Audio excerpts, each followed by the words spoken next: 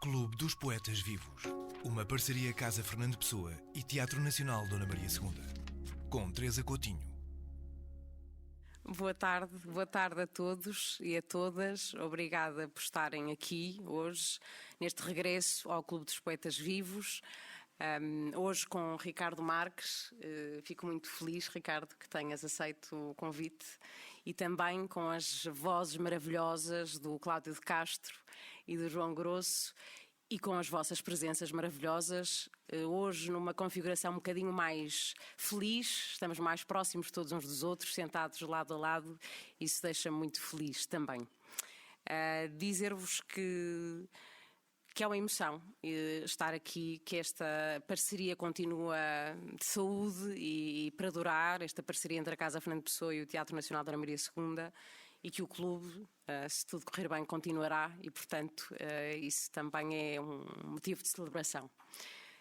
Vamos começar com o Ricardo Marques, que é doutorado em Estudos Portugueses pela Universidade Nova, que continua a fazer uma pesquisa em revistas ligadas ao modernismo, que é tradutor, traduziu Billy Collins, Patti Smith, Amy Lowell, Tennessee Williams, entre outros. O último livro que publicou de poesia chama-se Lucidez, publicado em 2019 pela Não Edições, que é um poeta de uma sensibilidade que vão perceber muito particular e, eu diria, muito multifacetado. Porque, enfim, para além de escrever com palavras, escreve com colagens, escreve com... Depois falaremos também do corpo, não é? E da dança, e de como é que o corpo também está ligado à poesia. É alguém que também tem como missão, ou encara como missão, fazer antologias de poetas não traduzidos, traduzi-los para que possam chegar a nós, e também será um tema de conversa hoje. Eu começaria, antes de começarmos a conversa, Ricardo, por lermos alguns poemas, como é hábito, para vos darmos a conhecer a voz do Ricardo, e começaria com um livro de que gosto muito, eu já disse isto, é um dos meus livros de eleição, que se chama Homo Sapiens, Diário de uma Drag, publicado na Dor da Correria, e porque já percebi que, enfim, a configuração da sala é um bocadinho difícil para quem está um bocadinho mais longe, vamos ler de pé para que possam todos e todas ouvir-nos. Então vamos a isso.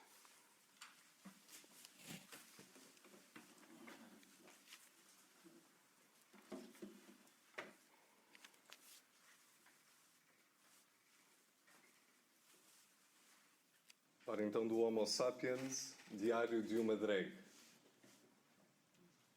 A mão é a primeira coisa a levar aos olhos. A mão retorcida sobre o tubo de rímel. E a sombra que o espelho devolve de uma só cor, a mais suave. A mão é a primeira coisa a lavar os olhos quando tudo se desfaz no fim da noite. A primeira vez que me vesti de mulher foi assim. Fiz uma lista de coisas de que precisava. Esperei toda a gente sair de casa e abri gavetas, distribuí equitativamente acessórios e outras palavras em cima da cama de minha mãe. A primeira vez que saí de casa foi para construir a minha e nunca mais voltei. Estes eram os cinemas, quase uma metáfora para a evasão, nunca um roteiro da cidade que habitava. Brasil, Bristol, Brighton, situados em diversos pontos do mesmo quarteirão. Assim que me via, o porteiro já sabia ao que vinha, um bilhete só de ida para guardar firmemente durante a sessão. Aquele jardim, contigo, não havia lugar melhor no mundo. Um banco de pedra, atrás dos arbustos, e nós escondidos do olhar dos outros. Naquele tempo, dizias que os outros não me viam como eu era realmente. Depois descobri-te casado, disputado, inútil. Devia ter percebido quando entre nós o sexo era sempre masculino. Foi quando o vírus do amor começou. Toda a gente parecia perdida num labirinto. Minotauro caçava pelo simples prazer do prazer simples.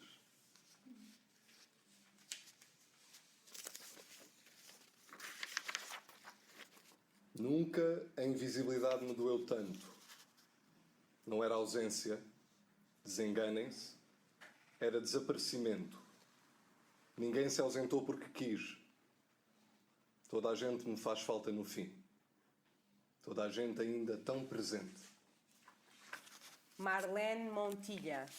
Mónica Mazzini, Cristina Morrison, Roxane Recuerdo. Verónica Vespucci. Priscilla da Vinci, Silvina Lafayette. Foram apenas 7. Muitas quiseram acabar como um homem. Outras voltaram-se para a religião. Sempre admirei as que quiseram ser enterradas como iam para a festa. Muitas quiseram morrer como um homem. Don't leave me this way. I can't survive. I can't stay alive. Without you, love. Oh, baby. Don't leave me this way. I can't exist. I will surely miss your tender kiss. So don't leave me this way.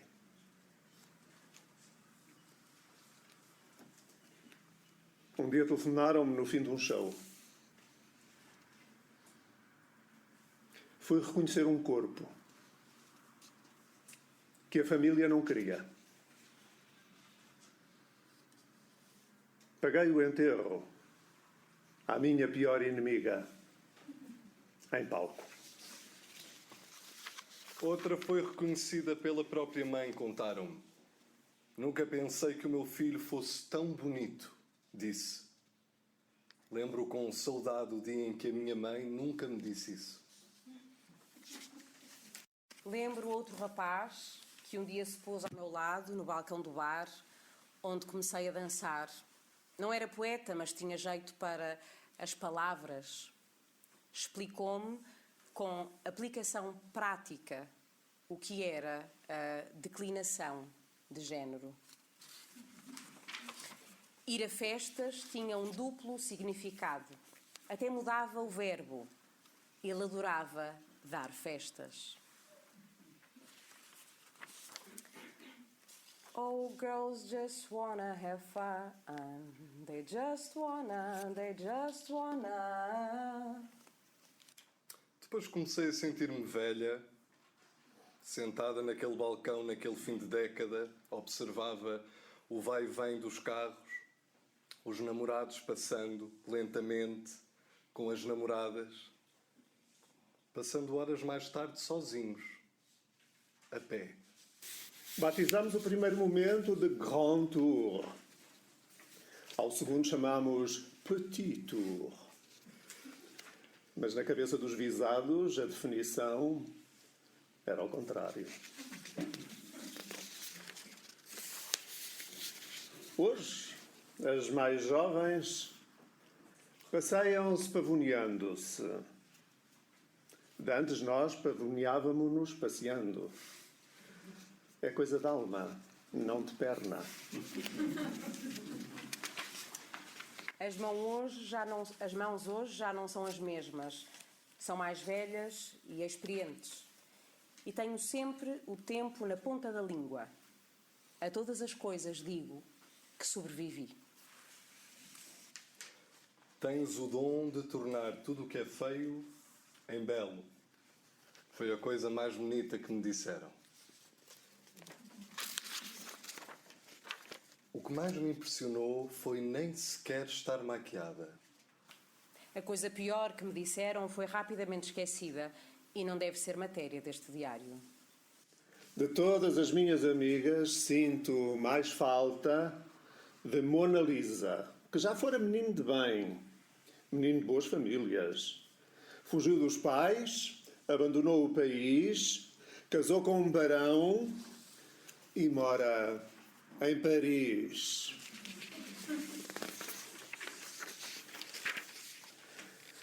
Por vezes, em certos dias, tenho vontade de morrer. Não é coisa de partir. Não é coisa de parir. É coisa de não conseguir o equilíbrio necessário. Nessas vezes ponho os saltos altos, normalmente pretos, e contemplo a morte lá do alto, mesmo que não saia da cozinha. Hoje tenho de sair em busca do glamour. É o que digo ao espelho quando me levanto. I will survive. I will survive. I was petrified.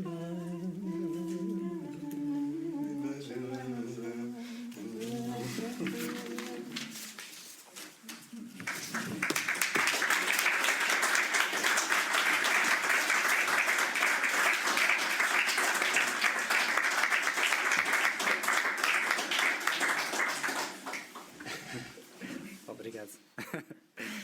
Obrigada eu, Ricardo. Estão-nos a ouvir bem? Ouvem-nos bem? Não sei se ouvem bem. Não sei se os microfones estão ligados. Estão? Este está? Conseguem ouvir? Bem, obrigado, porque esta deve ser a segunda vez que foi feito isto na íntegra, não é? A primeira foi exatamente no lançamento. Antes de mais, muito obrigado por terem vindo. Vejo tantas caras conhecidas e agradeço que terem vindo para esta celebração. Eu ia começar, na verdade, com outra, enfim, que já lá iremos, outra pergunta, mas depois de ouvir esta leitura, acho que é impossível não falar deste livro e acho que, pronto, hoje falávamos os dois e tu dizias, sim, é um livro, na verdade, que se tornou um livro, enfim, muito celebrado, digamos assim, ou muito lido, e que eu considero um livro muito importante, e gostava de te perguntar como é que decides escrever este livro e se quiseres falar do lançamento do livro, sim, que também acho que também revela muito sobre ti. Pronto, esse livro surgiu, normalmente os livros surgem de formas totalmente diferentes e, pelo menos pela minha experiência de todos os livros que já escrevi, este surgiu muito rapidamente e a inspiração foi um documentário que vi no Queer Film Festival aqui em Lisboa em 2014, que se chamava São Paulo em Hi-Fi. Não sei se alguém que está aqui que tenha visto, mas era um documentário muito bem feito e muito poético sobre, no fundo, esta história de como é que a comunidade LGBT em São Paulo, nos anos 60 até os anos 80, como é que surgiu, onde é que surgiu, com quem eram. Portanto, e as coisas que elas diziam, as drags, eram tão inspiradoras que no fundo sugeriram-me este livro e escreveu muito rapidamente, contrariamente ao que normalmente acontece, e pensei algumas tiradas, aliás, agora que estou a rever, que eu revi ou que eu ouvi outra vez, são algumas, até o Grand Tour e Petit Tour, por exemplo, são coisas que elas dizem muito de lá. Portanto, esse livro surgiu muito rapidamente e eu sugeri, pensei no Nando da Correria, sugeri ao Nuno, e o Nuno, olha, escreve mais uns quantos, porque eram menos do que estes que ficaram. E assim foi, ficou este livro entrecortado por músicas que tão bem cantaram. Muito obrigado. Que simbolizam, no fundo, este universo. E para mim foi muito importante escrever este livro porque acedi, no fundo, a um outro universo que não é o meu, não é? No fundo, eu nunca fui uma drag, nunca, salvo aquelas coisas de criança, não é? Que a gente faz. E, portanto, o que me apeteceu foi colocar-me exatamente no lugar de uma drag, tendo inspiração nesse documentário. E pronto, e depois no lançamento fiz exatamente o modelito e fui mais cedo que toda a gente, escondi-me atrás do palco, pintado, não é? Montado, não é? Como dizem montado, a terminologia é importante, exatamente. Portanto, na barraca, devo dizer que, fazendo um parênteses, que a barraca realmente era um sítio muito importante para estes lançamentos dos livros e espero que continue muito a ser. E depois, quando toda a gente estava a perguntar onde é que eu andava, e só 2 ou 3 pessoas sabiam onde é que eu estava, eu saí para o palco e estive sempre de costas para o público, até ao último momento do Will Survive, a dizer o livro, e mostrei então a cara, porque eu acho que queria que estes poemas nessa altura fossem ouvidos como eles merecem, sem nenhuma cara, não é? E depois no final então fiz essa surpresa ao público, era eu, não era outra pessoa e estava ali atrás, mesmo ao pé deles. Acho que este livro é um bom exemplo depois de uma série de sensações que eu tenho ao ler o que tu escreves e também, enfim, as coisas que vais organizando, e que é, parece-me a mim, uma preocupação que tu tens com aquilo que possas resgatar e depois transmitir, não é? Que esteja eventualmente inacessível e que possas resgatar e transmitir.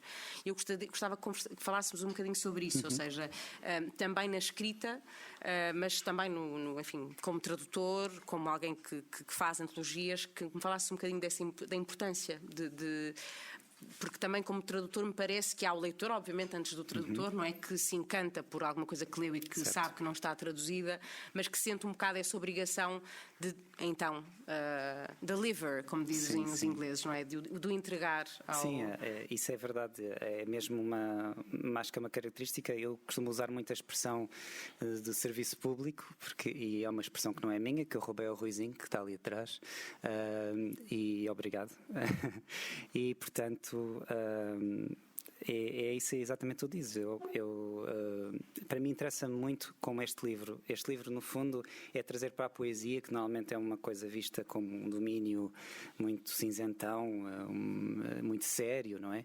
E eu gosto muito de desconstruir isso e trazer então a drag para a poesia e mostrar que pode ter uma voz, pode ser poético, assim como outros poetas que tenho eu próprio descoberto e portanto, sinto esse ímpeto de os trazer para português, para a minha língua materna, no fundo, e é uma coisa que me dá mesmo muito prazer fazer, essas antologias, que tenho publicado ao longo destes anos, não é? Muito diferentes. Tu tens como objetivo publicar uma antologia, isto é verdade? Uma antologia, eu tenho aqui uma antologia por mês, é isso? Por mês não. Não, por ano, é isso? Porque eu, de repente, eu li isto há alguns e pensei, será por mês, será por ano? Eu sei que isto me ficou Bem, por mês, na memória. Se alguém quiser pagar, eu faço. Por mês seria demasiado, mas por ano, é verdade que tens esse... Podia ser essa a minha profissão de futuro, não é? Todos os meses tenho de fazer uma antologia. Não gostava, que obviamente que não sei se vai acontecer. Na verdade, quando eu olho para trás, portanto, a minha primeira antologia de poemas, de poemas traduzidos foi, por acaso, Queridos Atores, de Tennessee Williams, que é um poeta antes de ser dramaturgo. Isso foi em 2011, portanto faz agora 10 anos. No fundo, podemos estar a fazer esta celebração. Portanto, essa foi a primeira de muitas que, na verdade, acho que são, pelo que eu contei, são próximas de 20 já. Portanto, cerca de mais ou menos de 50 poetas traduzidos nestas 20 antologias. Portanto, as coisas foram surgindo, um pé à frente do outro, umas coisas deram mais trabalho, outras foram mais de ímpeto, mas eu sei que isso aconteceu tudo porque era uma coisa que sempre gostei muito, não é? Sempre gostei muito de traduzir, sempre gostei muito tinha essa facilidade para as línguas e para o inglês em particular, mas Mas a tua pergunta já era qual? A minha pergunta tinha a ver com uma antologia. Eu disse por mês, porque estou, obviamente, tolinha, não é? Mas por ano, porque Sim. tinha lido alguns que era um objetivo que tu tinhas, não era? De Sim, poder... eu gostava, porque acho que sinto isso como uma espécie de uma missão. Pronto, acho que é uma coisa que eu fiz sempre, sempre fiz isso, nunca fui pago por isso, obviamente que poderia ter sido, mas sempre tentei que não fosse pago por isso, que fosse uma coisa que estivesse livre de dinheiros, não é? E isso cada um sabe, sim, claro, mas sempre foi possível fazê-lo sem ser preciso de dinheiro, portanto, no sentido de ser pago, não é? E portanto é uma coisa que eu sinto como uma missão, gosto de fazer e portanto acho que se conseguir fazer uma antologia por ano, portanto ainda me falta não sei quantos anos de vida. Muitos. Espero que estejam aí para ver e para ler.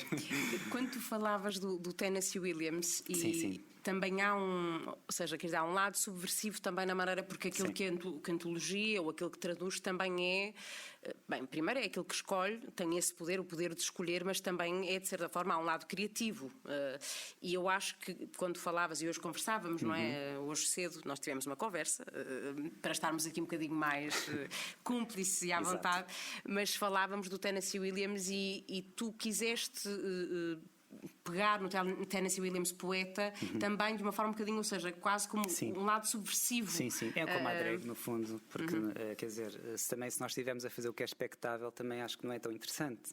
Eu pelo menos não acho, para mim, para eu fazer, para eu que vou fazer. Para mim, o Tennessee Williams, ele próprio considerava sobretudo um poeta, não é? E há muita gente que não sabe isso, e realmente aquelas peças que são fenomenais estão cheias de poesia, e, literalmente, às vezes estão com poemas e alguns personagens são poetas, portanto, ele dizia sempre que a poesia era a poesia, ele era poeta e depois punha a poesia nas peças, portanto, e isso vocês que são atores que sabem muito bem, certamente já fizeram o Tennessee Williams, sabem que isso está lá muito presente, e essa parte subversiva realmente interessa-me, porque dar esse lado diferente, não é?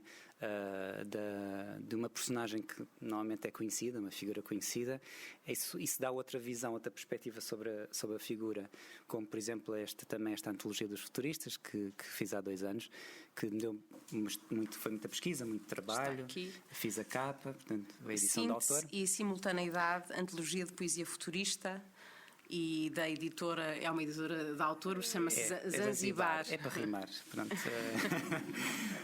E tem muitas poetas mulheres, portanto também é uma das coisas que eu gostei muito de fazer e descobrir, porque nós temos sempre a ideia de que o futurismo é só o Valentim Sampuano, que diz respeito às mulheres, e na verdade tem muito, muito mais por onde escolher. Esta é só uma abordagem ao futurismo na poesia. E pronto, estas coisas surgem-me, estas ideias. Quando dizes isso, é mesmo de serviço público que estamos a falar, Sim. não é? Porque traduzir poetas, mulheres, não é? Que pertencem ao futurismo, nós estamos tão habituados a ouvir os autores futuristas, é realmente de serviço público que estamos a falar. Sim. E pegava aqui numa coisa que tu disseste que eu achei muito bonita, e para voltar um bocadinho ao lado, enfim, tudo isto é autoral, obviamente, mas o lado do poeta, não é? Tu disseste-me, escrever é a minha forma de reagir ao mundo. Sim. E eu gostaria, fugindo um bocado às questões de como é que escreveste ou como é que começaste a escrever, não tanto por aí, mas mais... porque eu acho que tu tens uma produção poética vasta, não é? Tu escreveste bastante, tens muitos livros publicados, e eu gostava que me falasse um bocadinho sobre isso, ou seja, porque ao mesmo, tentando formular a pergunta melhor, o que é isso de ser a forma como reages ao mundo, e se isso quer dizer que tanto podes escrever sobre qualquer coisa que te atravesse de muito, digamos, fundamental, como, enfim, as coisas fundamentais de que se fala na filosofia e na poesia sempre, mas também pode ser falar sobre qualquer coisa cotidiana, claro, e meramente corriqueira, não é? Claro, não, isso sim, é uma maneira de ser, eu acho que pelo menos eu sempre me vi assim, a escrita para mim sempre foi uma coisa que, desde criança, desde que aprendi a escrever, não é? E realmente está presente, a poesia surgiu talvez a coisa que mais me lembro, mais antiga que me lembro de poemas foi um livro que ainda está no sótão dos meus pais, que é a Geografia da Sofia, na segunda edição, e há um verso que me ficou sempre desde a infância, que é: a vida é como um vestido que não cresceu connosco. Tem esse verso fantástico da Sofia, e realmente se calhar foi aí que despertei, não sei, mas sim, é uma maneira de reagir ao mundo, porque é a maneira como eu me expresso melhor. Portanto, já tentei várias maneiras de expressão, mas acho que a escrita é aquela que mais me calma, onde eu consigo dizer mais coisas. E lá está, é como o Tennessee Williams, a poesia depois vai para várias frentes, não é? Mas eu acho que, não querendo dizer que o poeta é um ser iluminado ou o que seja, não acredito nada dessas coisas. Ainda hoje estive a fazer uma sopa, portanto, se fosse o poeta iluminado, não. Portanto, essas coisas são cotidianas. Se fosse iluminado, a sopa aparecia, não é? Feita do Olimpo, claro, entregue pelas deusas e pelos deuses. Se quiserem, claro, eu pela morada. Mas claro que mas há uma coisa que é da poesia, que é o trabalho, não é? Da poesia, não é? Há um lado da poesia que é a tecné, dos gregos, não é? Da técnica, mas há uma coisa que é intrínseca, que não sei se é o dom. Há muita gente que tem outras coisas há muitas denominações para isso, mas eu não sei se é um dom, mas é uma coisa que nasce connosco, e depois ou desenvolvemos ou não, como se nasceu para as máquinas, para tratar de carros, ou para sei lá, para ser ator, não é? Portanto, eu sinto esse chamamento místico, mas e trabalho. E realmente, como tu disseste, tem sido já bastantes livros, e isso é independente de tudo aquilo que me possam dizer sobre os livros. Portanto, é a forma que eu tenho de expressar, e é aquilo que eu consigo dizer sobre o mundo. Desde o primeiro livro até agora isso tem acontecido, e portanto penso que é isso. Há uma característica interessante na tua obra, porque realmente é uma obra já bastante vasta, e que é tu organizares a obra em lado A e lado B, digamos assim. Até agora, sim. Até agora. Sim.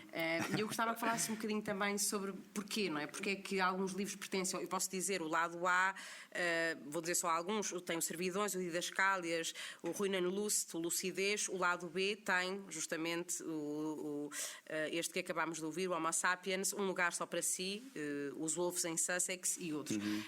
Como é que organizas estes? Não, isso é como se fosse uma cassete. É uma cassete, exatamente. E há o lado C e o lado D, é que não mostrei o fecheiro todo. E os inéditos.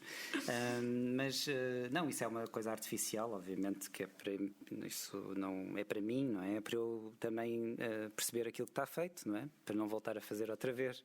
Mas que isso é uma coisa que é a morte do artista, literalmente. Mas não, esse lado A, quer dizer, tem a ver mais com livros que demoraram mais tempo a serem feitos, que tiveram outra, digamos, não nasceram de uma ideia, como a Drag, por exemplo, ou este que vocês depois irão ler sobre a Virginia Woolf, que tem a ver com a minha vida, porque estive lá, não é, como voluntário. Mas esse é o lado A, quer dizer, são livros que de certa maneira, e curiosamente têm todos só uma palavra, o título é só uma palavra, portanto é só uma arrumação artificial que eu fiz, não para os distinguir, porque foram todos escritos por mim, mas só para perceber o que é que está feito, não é? Acho que eu tenho uma mania das listas, como o Borges, eu adoro fazer listas, e se talvez venha daí uma alma arquivística. Tens listas de coisas por fazer, as coisas que vou fazer. Sim. Cadernos e cadernos. É a casa do Fernando Pessoa, não é? Portanto, eu até sou parecido com ele. Dizem-me. Portanto, não, quer dizer, eu gosto de fazer listas porque é como uma antologia, não é? Para mim, quando arrumamos pensamentos, não é? E eu que tenho cada vez pior memória, e se ficar afirmado numa lista ou pelo menos permite-me arrumar melhor as minhas ideias. Mas é um caos ao mesmo tempo, porque há muita coisa que que não está arrumada e pronto. E é essa a natureza também do fenómeno, não é? Da escrita, não é? Da criação. Da criação, não é? Porque as coisas nunca estão arrumadas. Por mais que se tente arrumar, o caos teima em invadir Claro. a criação. E isso ainda bem que é assim, e nós temos também de permitir que essa pulsão esteja lá presente, porque se for tudo racional, tudo programado, a vida deixa de ter sabor, não é? Quer dizer, não faz sentido. Íamos agora ouvir mais alguns poemas, mas como vamos começar justamente com Um Lugar Só para Si, Os Wolves em Sussex, eu gostava só que falasses, acho que era engraçado ouvirmos um bocadinho o que é que foi essa experiência. Já agora eu digo Um Lugar Só para Si vem, penso eu, quer dizer, Sim, é um livro muitíssimo importante para mim, eu até acho que já falei dele no clube várias vezes. Um quarto que seja seu, Room of One's Own, que é um livro da Virginia Woolf e que para mim foi fundador nos meus 16, 15 anos. Li-o por conselho de uma poeta que também já muito evocámos aqui, que foi Ana Luísa Amaral, e eu li esse livro e quando depois tive acesso a este teu livro, achei... Pronto, também me apaixonei pelo teu livro e pela ideia e hoje quando me explicaste de onde vem ainda mais me surpreendente é. Eu gostava de contar sobre tem a ver com a minha vida, porque todos os livros têm a ver com a minha vida, até as traduções. Porque neste momento a minha vida estava em Londres, estava em Brighton, para ser mais específico, e portanto, como ainda não tinha encontrado um trabalho a tempo inteiro, decidi, fui visitar a casa da Virginia Woolf, na Monk's House, em Sussex, que é uma viagem de comboio de Brighton muito bonita, para quem puder fazer. E ofereci-me como voluntário quando lá fui e estive lá durante um ano como voluntário e escolhia sempre o quarto da Virginia Woolf. E por essa altura... E ser voluntário era o quê? Voluntário era uma organização inglesa que se chama The National Trust, que é uma organização de propriedades e de estates e museus vários espalhados pelo o Reino Unido, e este era pertença da National Trust e tinha um crachá de voluntário e tudo, muito orgulhosamente, Mr. Ricardo Marques, e essa foi uma experiência muito... Quando penso nisso é quase fiérica, não é? Nunca pensei que eu iria alguma vez ser voluntário na casa da Virginia Woolf e no quarto da Virginia Woolf, e portanto esse livro Um Lugar Só para Si foi um desafio. Por isso é que está no lado B. Foi um desafio do Miguel de Carvalho e a de Boussourlove, que ele tinha acabado de criar, em Coimbra, para fazer... no fundo, era mais as fotografias que eu tirei lá em casa da Virginia Woolf, dentro e fora, nos relevados. Ele desafiou-me a fazer uma exposição lá em Coimbra, das fotografias, que se venderam todas, e depois... disse que queria fazer o catálogo e sugeriu-me que se eu não queria escrever nada para o catálogo e no fundo eu pensei o que fazer e lembrei-me das epístolas, que é uma forma antiga, não é, de escrita, e pensei na Virgínia e naquilo que sentia lá estando, e coloquei-me no lugar da Virgínia, mais uma vez, coloquei-me no lugar do outro para escrever estas epístolas que vocês vão ler, que são para várias coisas específicas que dizem respeito à obra e à pessoa que foi a Virginia Woolf. E, portanto, ficou marcado na minha biografia esse livro como uma surpresa agradável que eu permiti-me escrever. No fundo, é isso. No fundo, um poeta, um bocadinho também, que disseste, pus no lugar e eu pensei no ator, inevitavelmente. Pois. Sem dúvida. E há uma performatividade, não é? Na forma como tu escreves. Sim, porque nada isto é real. Na verdade, são palavras. Quer dizer, a vida é uma coisa, a escrita é outra, não é? Felizmente que há muitas coisas da escrita dos poemas e das traduções que dizem respeito a mim e só eu sei porque é que às vezes escolho, não é? Certos poemas e certas... ao escrever certas coisas, não é? Mas há sempre um lado que nós não nos podemos esquecer, que o autor tem uma biografia e o sujeito poético é outra coisa. É um fingidor. É um fingidor, pronto, todos aqui, não é? Vamos então e leremos poemas de outros livros também, mas começamos então com este Um Lugar Só para Si, Os Wolves em Sussex.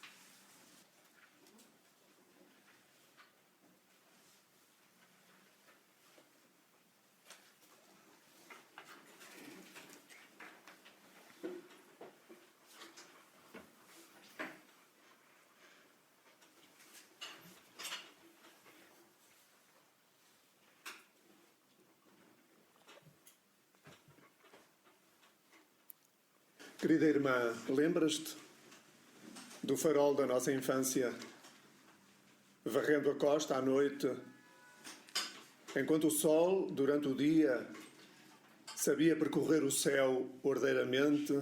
Éramos felizes. Escrevo para que te lembres, hoje que tu o escreveste. O tempo empurra-nos tão tragicamente adiante que a marca que deixa nem sempre é superada. Escrevo-te para te enviar estes ladrilhos que ontem fiz de memória. Querida escrita, a ti de nada te devo e ainda assim tu voltas a face. É assim que te lembro. Uma cara tem memória, como o toque. Deixo-te incólume à secretária, esperando a próxima frase, o tom em que pintar o tempo. Deixo-te escrita, enquanto te olho de frente. Querida vida, este é o teu templo, erguido no jardim dos amigos, entre os olmos que plantamos, continuas lá dentro, escorrendo como areia através dos dedos. No azul da página tudo se resolve. E quando te ouço, é como se as nuvens desaparecessem, a erva se prolongasse até ao rio. Querida morte, este é o teu leito. Quem te antecede na margem do rio, a que deito outras pétalas e outras pedras, em que deito a vida que contenho. Aqui sempre sonho acordada o que outros rejeitam. E se me levanto, é a ti que condeno pela escrita. Estas paredes contêm-me, porém, e por vezes sinto que apenas o jardim me continua. E agora, de livros outros. A criança. A criança nega a existência à abelha. Não porque a quis rival, mas como castigo, por saber voar mais do que ela. Não podem coexistir no mesmo espaço. O último ser é aquele que a todos sobrevive. Sobrevoa, porém, a abelha morta sobre todas as outras coisas e perdoa à criança que a matou. Mero ato de mortal, ser com medo, com a vida pela frente.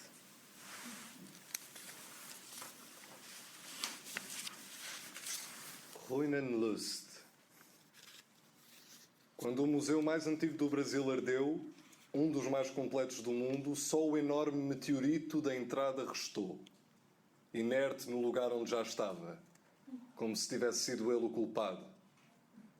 No incêndio arderam também as memórias coloniais portuguesas e muitas borboletas, manuscritos e gravações inéditas de tribos entretanto massacradas. Mas, como disse o jornal, tudo podia ter sido pior. Ao menos não houve vítimas.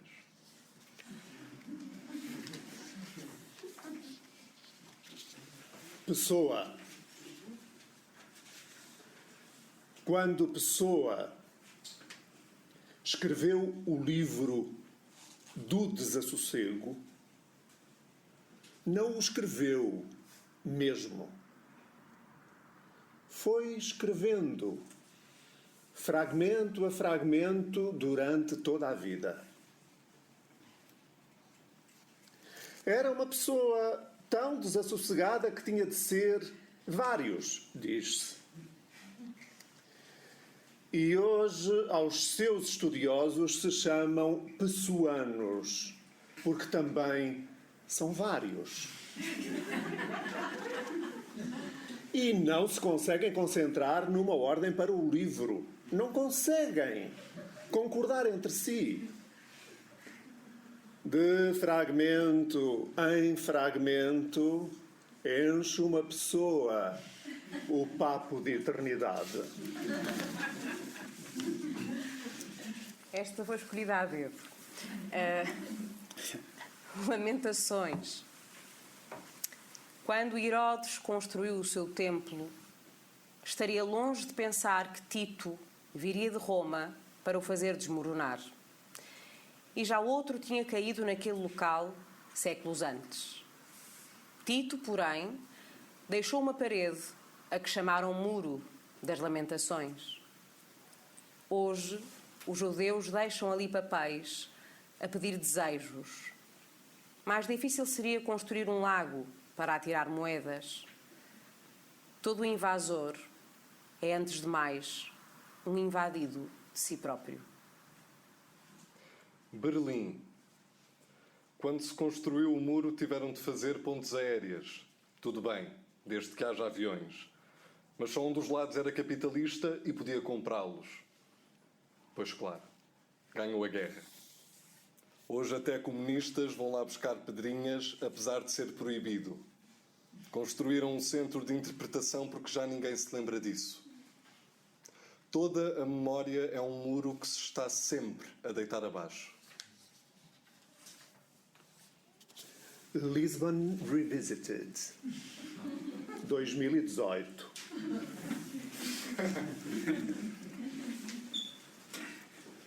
Por mais que te visitem turistas e te fotografem o bronze trabalhado, nunca terão metade da tua alma, feita de sonho e de mar, como a alma das gaivotas.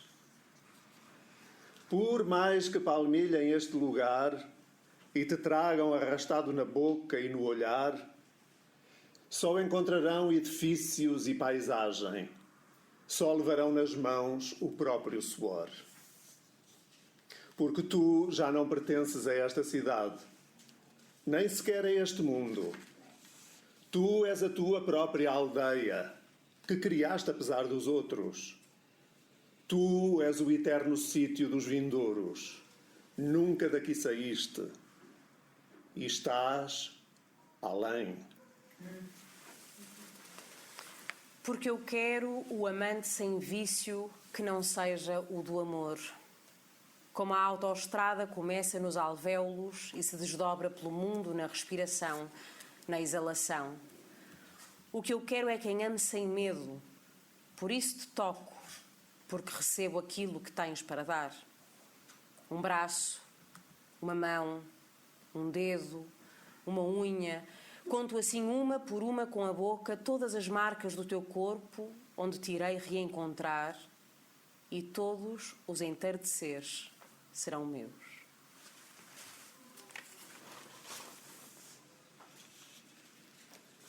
Oh, is here again, the man with a child in his eyes. Kate Bush. É na margem que se vive, afinal, mas nunca à margem. É o que dizem os olhos de criança quando os plátanos ficam retidos na retina e os jogos passam a ser os das palavras ou dos silêncios que as procuram como se ainda jogassem às escondidas. Reajo assim a uma árvore. Vou direto às suas raízes. Procuro nela o que não encontro no mundo e abro-a em versos que nem sempre nem nunca dizem o que quero. Antes houvesse o verso que diz o que vejo, por certo. Passa um dia e as parangonas não passam de palavras grandes, primeiras páginas que continuam a nada dizer do estado do corpo. Trago os olhos para dentro, subo-os ao baloiço da beleza e o equilíbrio, coisa rara, coisa rasa, permuta-se quando a mão lhe dá o ímpeto. E passam dias sem que olhe o mundo. São ramos, raízes a mais, em redor, enredando-me. Só os olhos de criança me vão dando a salvação. E por isso escrevo como vivo. Para me salvar, nunca para sobreviver.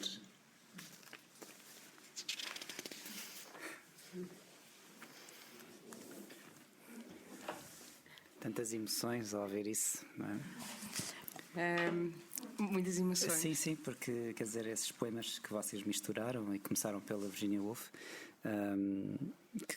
quer dizer, há muitos detalhes que nunca são explicados para mim, não é? Porque felizmente que eu acho que estes poemas sobrevivem sem eu precisar de os explicar. Mas há detalhes que são, para mim, bastante emotivos, não é? Portanto, e quando ouço estes poemas que nunca faço, liga-me a momentos e pessoas da minha vida que alguns já não estão cá. Portanto, é isso. Tu dizes, Ricardo, li isto penso que no texto tu enviaste-me algumas coisas muitíssimo interessantes e há num dos textos que me enviaste dizes qualquer coisa que é assim: o poeta deve falar da sua obra através dos versos. É lá que existe a sua maneira de ver o mundo. Nós, no fundo, estamos aqui um bocadinho a subverter, eu estou a obrigar a esse castigo, estou-te a castigar, mas disseste-o agora mesmo, não é? Os versos falam por si. Sim. Mas agora leva-me a uma pergunta completamente improvisada, não tinha pensado fazê-la, mas porque reagiste assim, que é: tu voltas aos poemas que escreves, voltas a lê-los, voltas a esses lugares que também são pessoas, que também são casas antigas. Sim, eu normalmente não faço, mas gosto de... O que eu gosto de fazer é olhar para os poemas que ainda estão em curso e voltar a eles várias vezes. Isso é uma coisa. Agora, olhar para os livros que estão publicados, às vezes isso acontece quando alguém pede um poema. Às vezes tenho medo, às vezes esse é o problema, de voltar a ler aquilo que já publiquei. Muitas vezes há livros que eu não consigo abrir, há poemas que eu já, quando os publiquei, já eram difíceis de ler. E portanto é assim, é o risco que se corre quando se escreve sobre aquilo que se vive, não é? Portanto é assim que é, e assim há de ser sempre, acho eu. E portanto a resposta curta à tua pergunta é não volto aos livros, mas gosto gostei do teu convite, obviamente, para estar aqui e falar um bocadinho sobre aquilo que está à volta destes poemas, não é? Porque o poeta realmente só pode falar sobre o que já está publicado, não é? O que eu posso falar é sobre Petite Histoire à Volta, que já contei, de alguns livros, como é que eles surgiram, mas acho que para as coisas serem fortes, não é? E sobreviverem a mim, não é? Que é disso que se trata, tem de haver esse equilíbrio entre a vida e a escrita. Portanto, a vida só pode servir como inspiração a isso, que depois acontece nesses livros.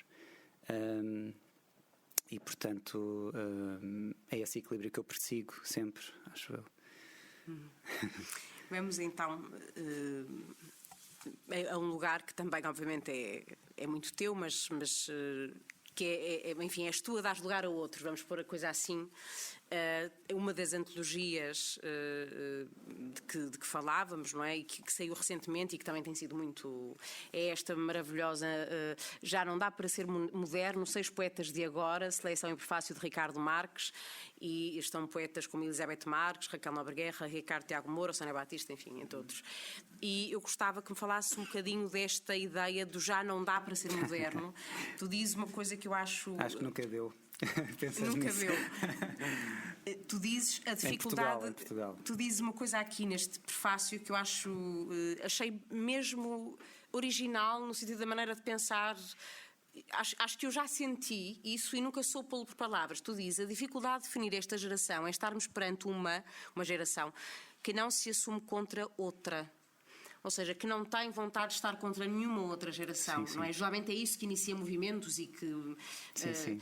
E tu dizes isso no prefácio, pareceu-me muito justo, gostava, enfim, Sim, falasse não, um bocadinho sobre... Eu adorei fazer esta antologia, é um produto do primeiro confinamento, quando estávamos em casa todos sossegados, e eu tinha esta ideia já há muitos anos, porque no fundo aquilo que eu assisti ao fervilhar, esta cena fervilhante na Barraca e em outros sítios, estão aqui alguns poetas que também o assistiram a essa cena, e sempre quis perceber, fazendo as listas, lá está, não é? A antologia, perceber que poetas é que me interessa, que surgiram à minha volta, não é?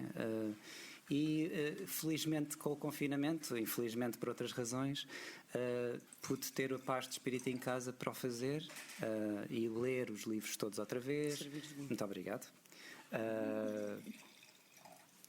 Não sei se o Cláudio, depois com certeza. Estou a interromper o poema, meu Deus, mal, eu não, realmente... Não. Dá-me tempo para pensar. Era essa a ideia fundamental, era... Porque o que na verdade são várias razões por isto ter acontecido. Uma das razões é porque eu acho que infelizmente a crítica hoje em dia não faz o seu papel. Há muito quando um crítico fala sobre um poeta, todos os outros falam sobre aquele poeta e depois é como um eucalipto, de resto não se passa nada. E portanto esta de certa maneira é um grito contra isso.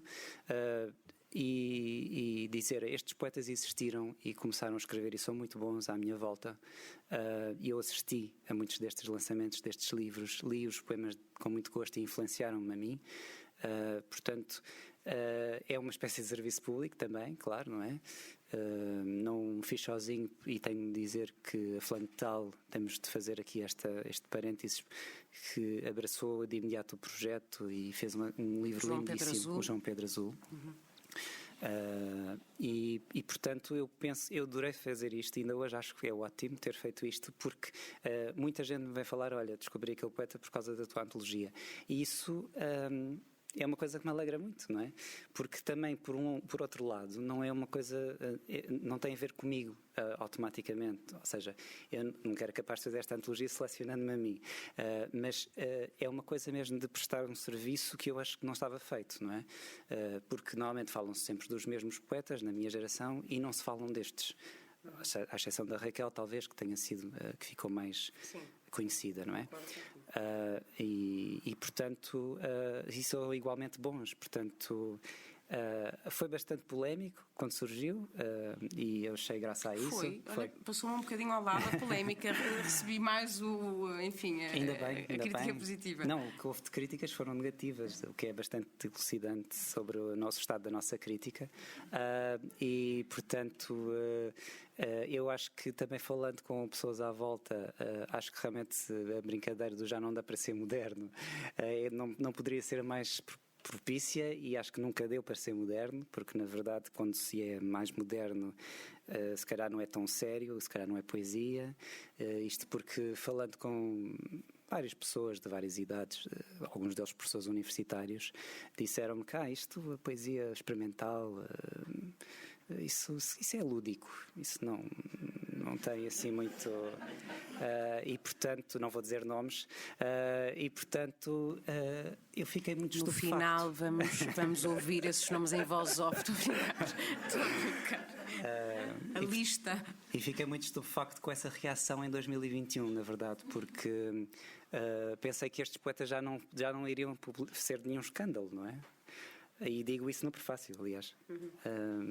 E portanto, realmente, se calhar, pensando retrospectivamente, o título devia ter sido Nunca Deu para Ser Moderno, como se prova pelo Orfeu, aliás, não é? Porque foi o que foi naquela altura, nós olhamos para o Orfeu e aquilo não é nada vanguardista, não.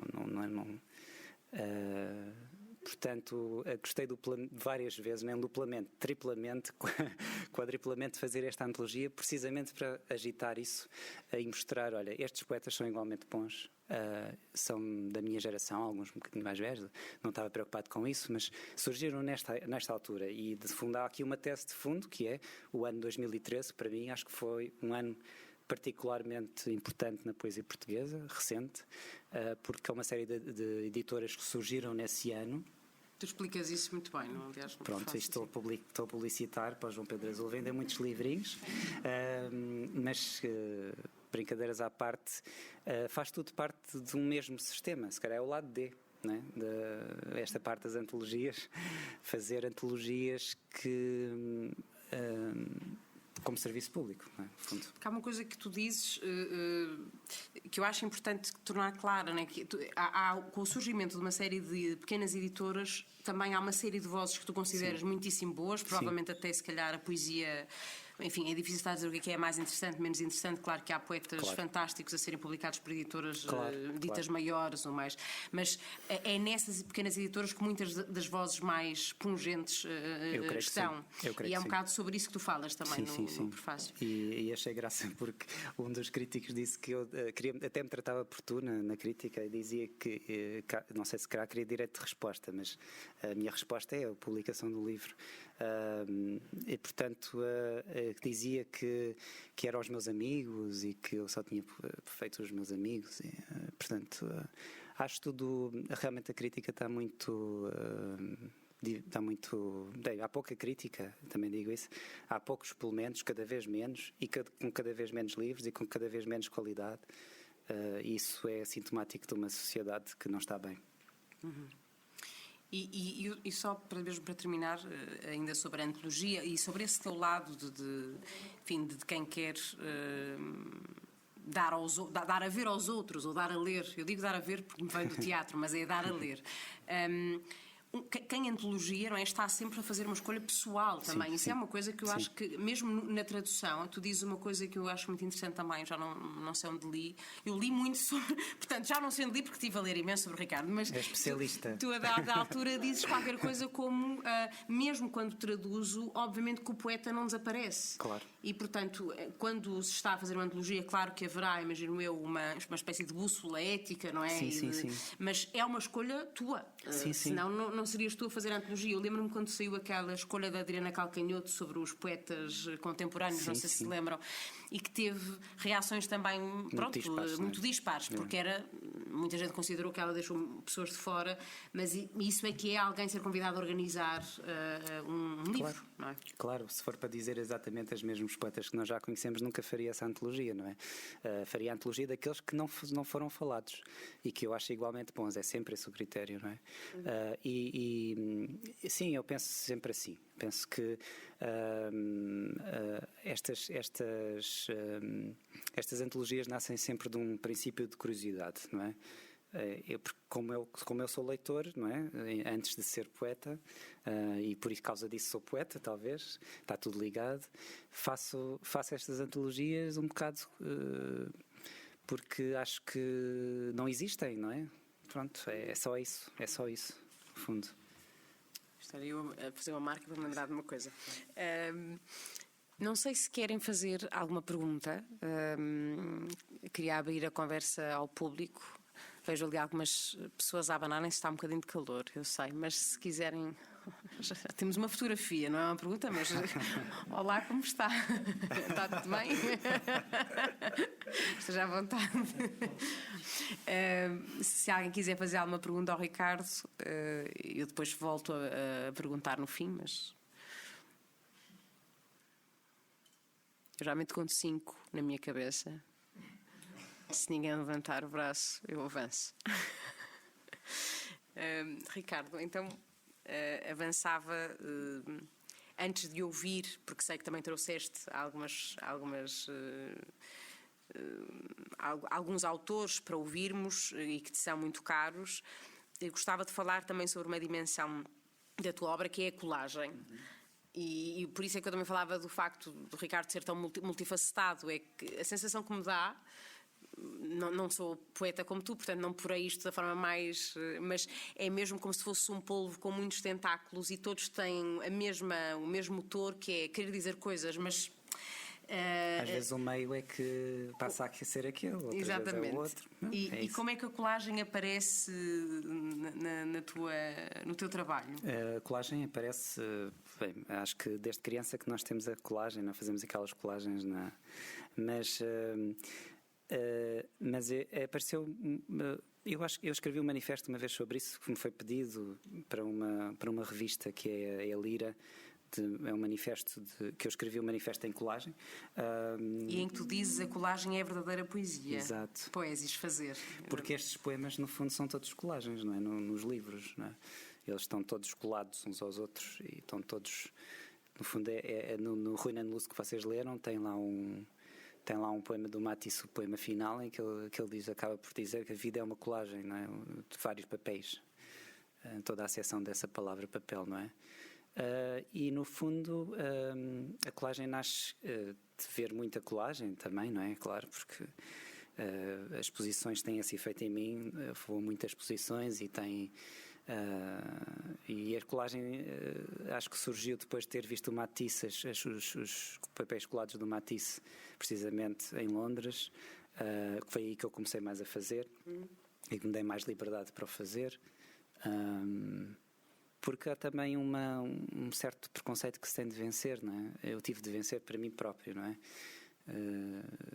De dizer, não, isto faz tudo parte do mesmo universo, não devemos ser estanques, não é? De dizer, não, ele é poeta, não pode ser colagista, não pode ser isto, não pode ser aquilo. Nós temos esta tendência, não é? De ver as coisas compartimentadas, não é?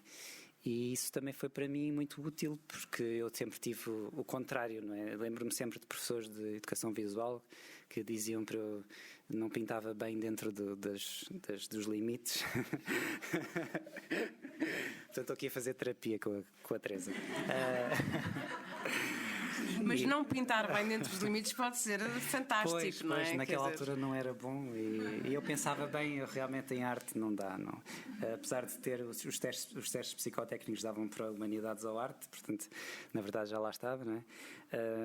E eu acho hoje em dia, com a idade que tenho, com aquilo que me aconteceu, dou-me mais à vontade para experimentar várias coisas e já fiz fotografias, exposições de fotografia, exposições de colagem.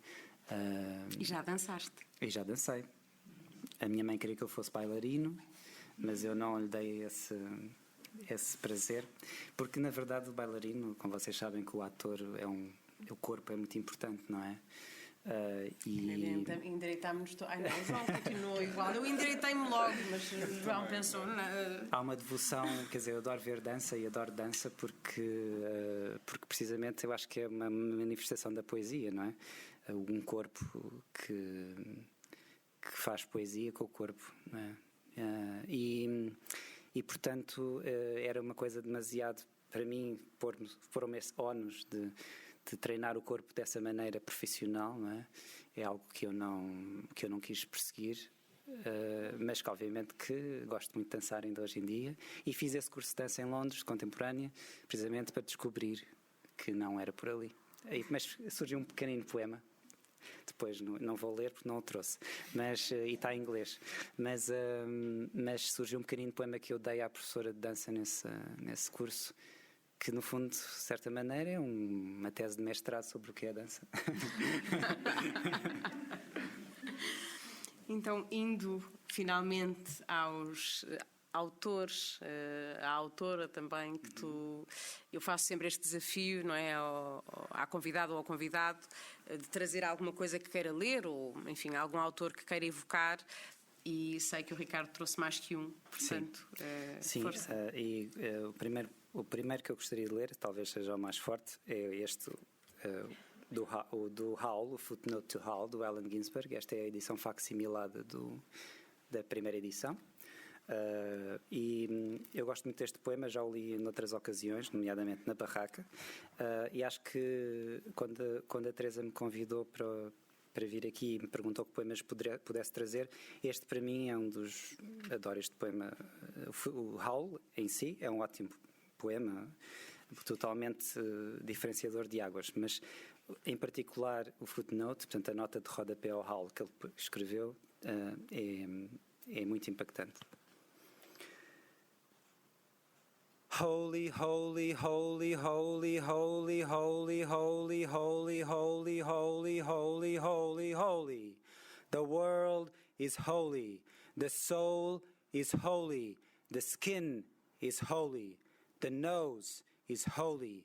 The tongue and cock and hand and asshole, holy. Everything is holy. Everybody is holy. Everywhere is holy. Every day is in eternity. Every man's an angel. The bum's as holy as the seraphim. The madman is holy as you, my soul, are holy. The typewriter is holy. The poem is holy. The voice is holy. The hearers are holy. The ecstasy is holy.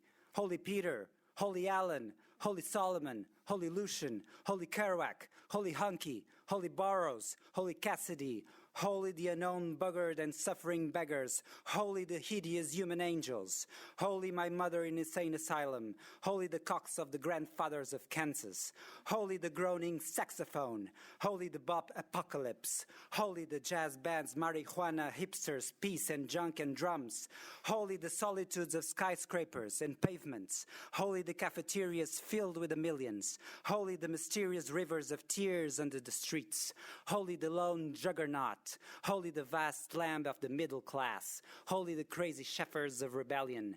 Who digs Los Angeles is Los Angeles.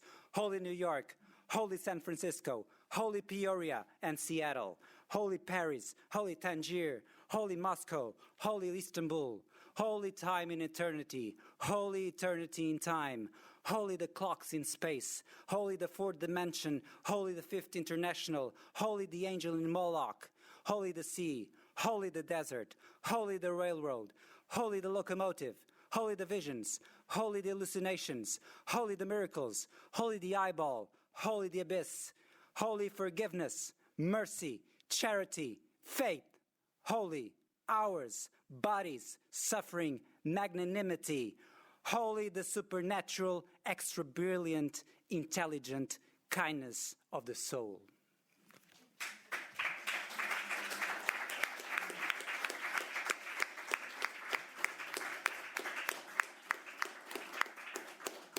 É poema que fala por si.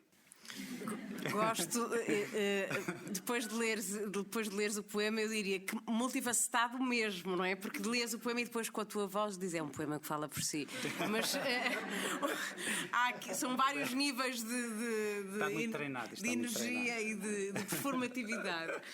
E falavas também, para além do Ginsberg. Sim. Há um poema muito especial que queria prosseguir, que é o do Dylan Thomas. E é muito especial porque a pessoa que me apresentou este poema está aqui, que é a Maria Helena Sobral, que foi minha professora de inglês no último ano do liceu.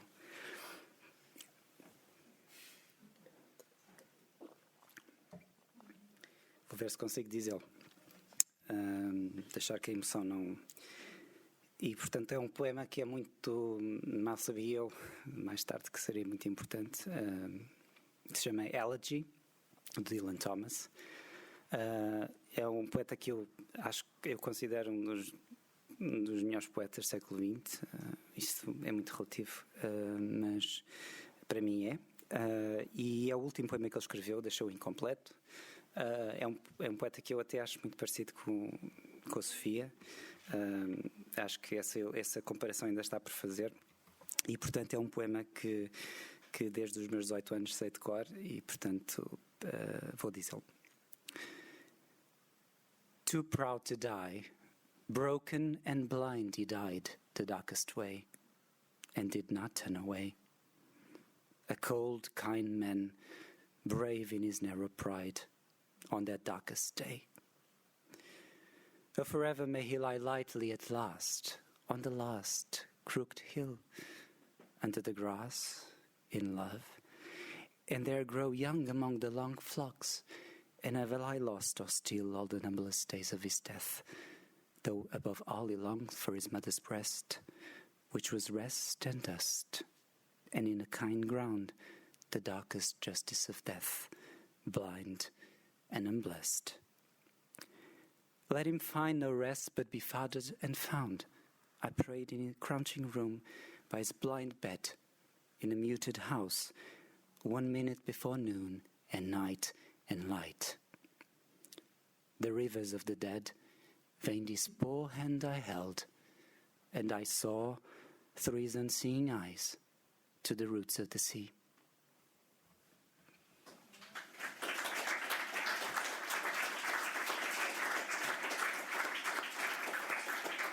Eu diria que o clube vale obviamente, por muitas, muitas razões. Eu, então, sou muito suspeita porque, para mim, vale mesmo por muitas dezenas. Mas vale por poder ouvir dizer este poema e por me teres dito que é também para a professora que está ali sentada. Acho que estes são os momentos que vale mesmo a pena guardar e é por isto que se fazem estas coisas. Não podia deixar de dizer porque, enfim, também a mim me comove. Nós temos ainda alguns poemas teus que gostávamos de partilhar, mas eu sei, e porque acho que tendo, enfim, estado a falar tanto sobre a tua obra e sei que é uma poeta tão importante, e também porque falavas de poetas mulheres e falámos pouco de poetas mulheres, eu gostava que falasses da Sofia ou que dissesses o poema da Sofia que gostarias de dizer. Enfim. Sim, a Sofia e a Ana Atterley também tenho de dizer, não falámos dela, porque as duas estão sempre... foram grandes influências, são grandes influências, serão sempre grandes influências quando eu não estiver cá. E para mim, os primeiros poemas é uma história também que posso contar aqui, já agora. Da Ana Atterley, por exemplo, os primeiros poemas que eu publiquei foi numa antologia de homenagem à Ana Atterley e da vida dela, e foi ela própria que os disse que eles deviam ser publicados. Portanto, de certa maneira foi um sinal para mim, na altura. Um grande sinal. Que eu, ok, vamos continuar. Se calhar vale a pena desenvolver. E para mim, portanto, para além da colagem, não é? Porque há esse lado todo da Ana Atterley que é muito importante da arte. Para mim os meus desenhos também que eu faço têm a ver com isso. Mas a Sofia está lá mais ou menos desde esta altura do secundário, não é?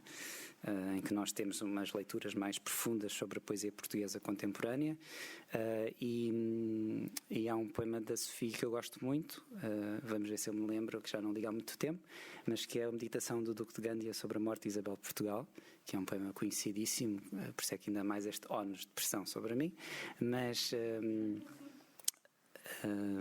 vamos ver se eu me consigo concentrar.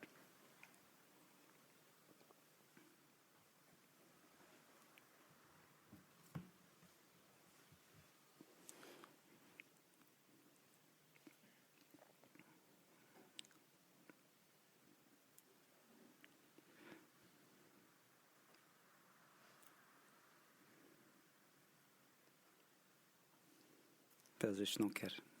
Vamos passar a outra fase, senão... Não quer. Pode ser que surja, depois eu interrompo-te. Então, sendo assim, vamos ouvir mais uns poemas do Ricardo. E um deles que tem justamente uma alusão a este poema da Sofia, de que eu também gosto muito. Então vamos a isso.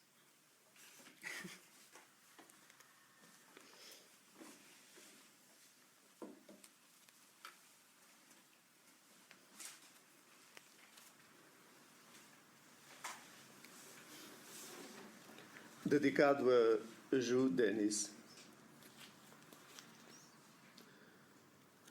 Como prova de vida,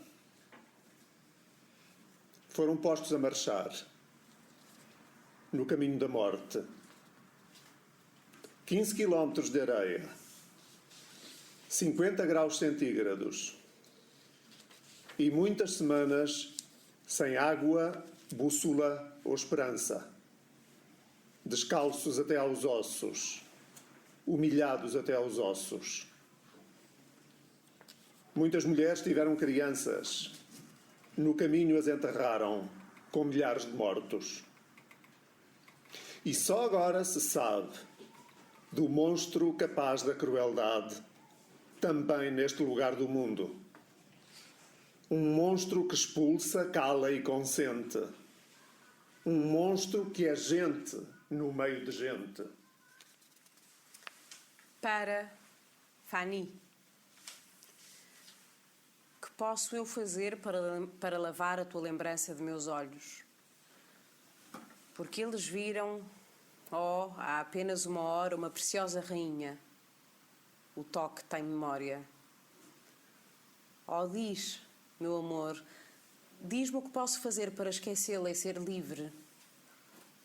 Na liberdade que antes tinha, quando cada bela coisa que via era bela, o suficiente para me captar num só olhar, mas não para ali me enclausurar.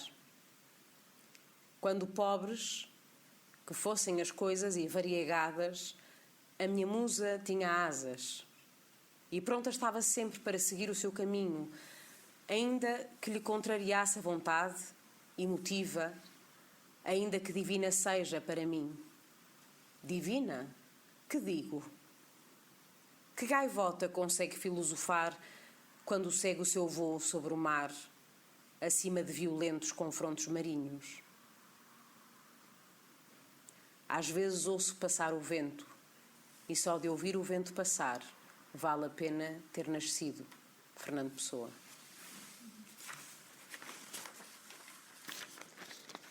Eles não são meus pares. Não lhes reconheço nem o terror, nem a substância de um segredo a descobrir. Não lhes vejo a entrega ao labor, a mala feita para partir quando o horror se instala.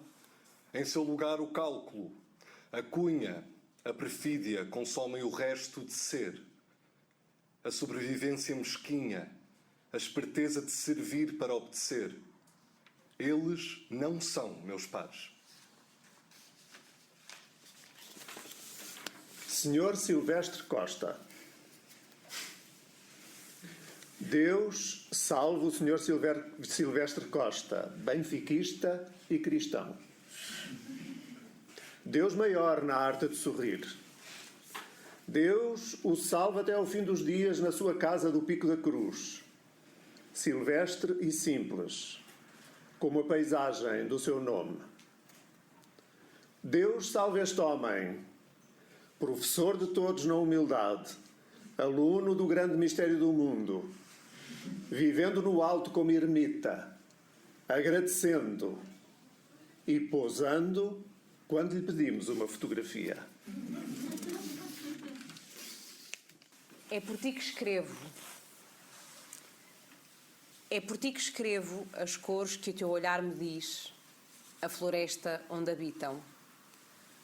As palavras difíceis, as mais fáceis e todas as outras que virão a ser escritas no nosso livro futuro. É por ti que o sorriso se enruga como se tivesse em si todo o tempo do mundo e as noites não fossem espaços que usamos para partilhar o que nos une. É por ti que escrevo, vivo e amo, servindo o Senhor que nunca morre enquanto viva.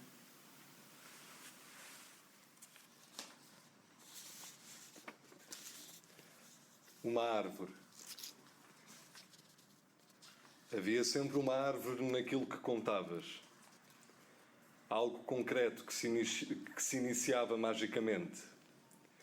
Dizia humus, raiz e crescíamos de repente, enquanto contemplavas aquilo que íamos traduzindo cá dentro.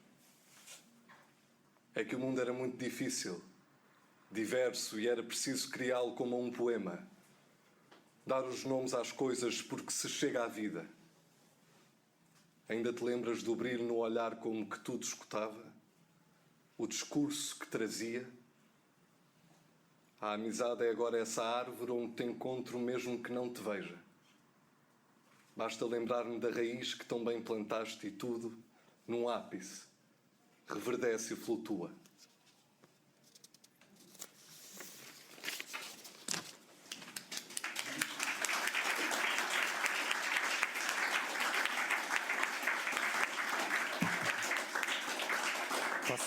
Posso dizer então um poema? Podes dizer o poema. Nunca mais a tua face será pura, limpa e viva, nem o teu andar como onda fugitiva se poderá nos passos do tempo de ser. E nunca mais darei ao tempo a minha vida, nunca mais servirei Senhor que possa morrer. A luz da tarde mostra-me os destroços do teu ser. Em breve a podridão beberá os teus olhos e os teus ossos, tomando a sua mão na tua mão.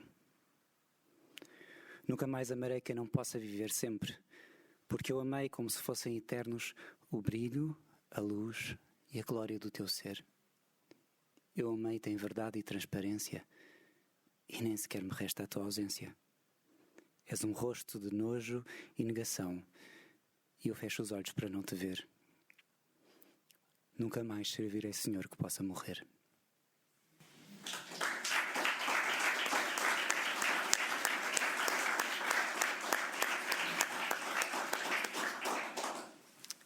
Posto isto, e depois de tão... Peço desculpa por não me ter lembrado. Não, eu acho que mais bonito foi ter-te lembrado depois de termos ouvido o teu poema, Sim, em que dizes, como dizes no final, como dizes tu, é por ti que escrevo vivo e amo servindo o Senhor que nunca morre enquanto viva. E aí está, Tá feito. essa intertextualidade, esse encontro com a Sofia, e ainda bem que te lembraste agora. Sim. Ricardo, estamos quase a chegar ao fim. Não sei se há perguntas. Se houver, é agora. É mesmo um momento do agora ou nunca. Se não houver, não há problema nenhum. Lá fora não escapa. Não. Lá fora o Ricardo terá algum tempo para dar beijinhos e abraços. Mas se não há perguntas, até porque acho que esta sessão foi especialmente, enfim, próxima, íntima, e há uma pergunta que me lembro. Eu fiz uma entrevista a uma poeta quando eu estudava jornalismo e só depois é que fui para teatro. Esta sessão não é sobre mim, é sobre Ricardo, mas isto é uma pequena introdução para vos explicar. Estudei jornalismo e fiz uma entrevista a uma poeta, e a dada altura, no final, perguntei-lhe o que é que fica. O que é que fica da poesia, não é? Eu acho que quando uma pessoa cria, e eu também crio de outra forma, não é? No teatro nós pensamos o que é que vai ficar ou o que é que fica. Se calhar é a última coisa que eu gostava de te perguntar. É um bocadinho injusta, mas é como quem pergunta a um amigo, porque foi uma sessão quase entre amigos. Sim, pois foi. Bem, o que fica...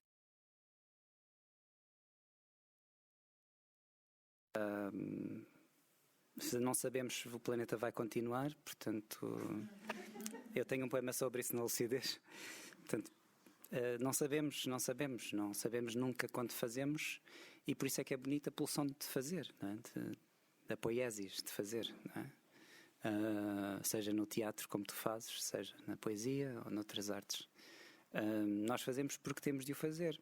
O que fica depois é indeterminado, porque não somos nós que podemos controlar isso, não é? Nós obviamente que tentamos ao máximo que as coisas fiquem, mas as coisas às vezes não ficam, não é? E eu tento fazer pela minha parte, fazendo estas antologias, que outros fiquem também, não é?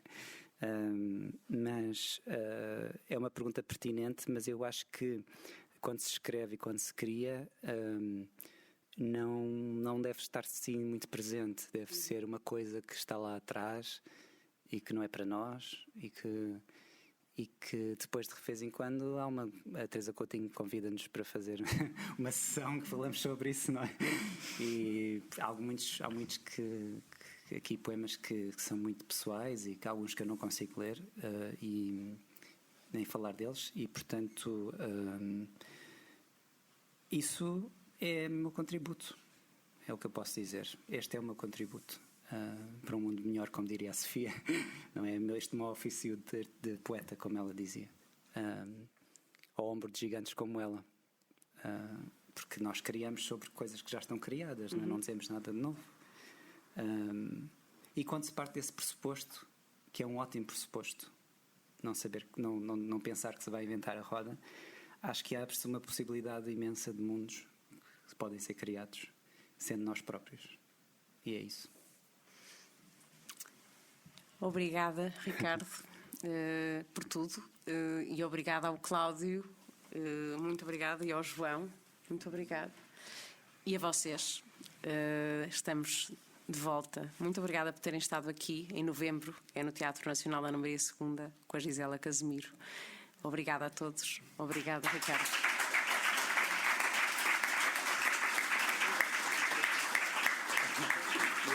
Muitas vezes.